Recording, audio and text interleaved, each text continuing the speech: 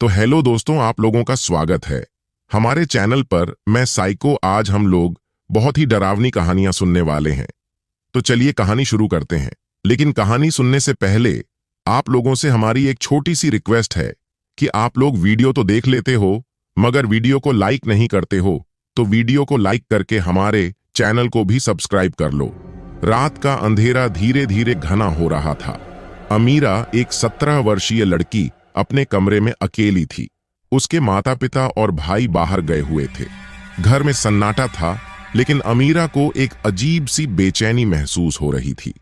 उसने खुद को हौसला देने के लिए अपने पसंदीदा हॉरर उपन्यास को पढ़ना शुरू किया, लेकिन जैसे जैसे रात गहराती गई उसकी पढ़ाई का मन नहीं लग रहा था। अचानक कमरे की ठंडी हवा ने उसके गालों को छू लिया। उसने एक हल्की सी आवाज सुनी, जैसे कोई उसके कान में फुसफुसा रहा हो। अमीरा ने चारों ओर देखा, लेकिन कोई नहीं था।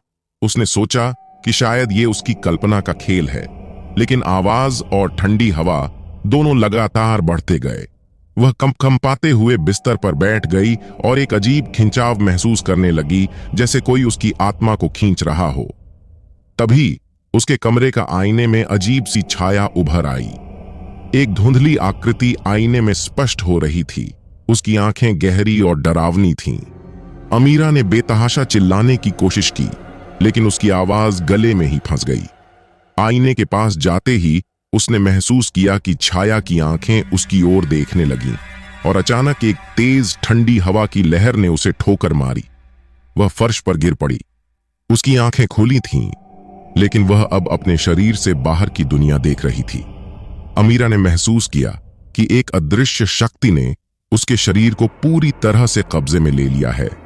उसकी आत्मा अब पूरी तरह से परे थी और वह अपने शरीर को घेरने वाली उस भयानक शक्ति को देख सकती थी। तब से अमीरा का शरीर अक्सर अजीब हरकतें करने लगा। लोग कहते हैं कि उसके कमरे में रात के समय अजीब सी चीखें सुनाई देती हैं और आईने में एक धुंधली आकृति नजर आती है। अमीरा की आत्मा उस अदृश्य शक्ति के साथ अंधेरे में कैद है और कभी भी मुक्ति की उम्मीद नहीं रही। तो दोस्तों, पार्ट 2 सुनने के लिए कमेंट करें।